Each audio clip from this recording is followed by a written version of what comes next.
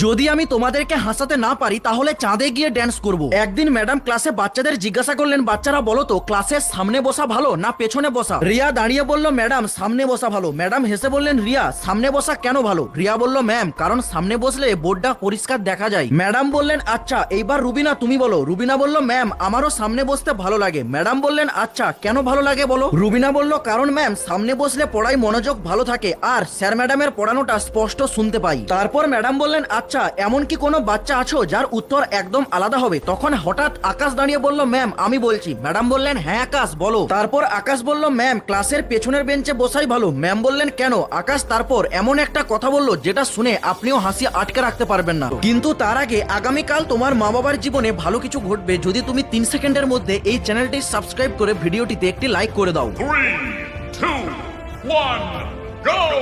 আকাশ বলল, ম্যাম সামনে বসলে স্যার ম্যাডামরা স্টুডেন্টদের শেখায় কিভাবে পড়ে পরীক্ষায় পাস করতে হয়, আর আমরা পেছনে বসে বসে শিখি কিভাবে না পড়ে পরীক্ষায় পাস করতে হয়।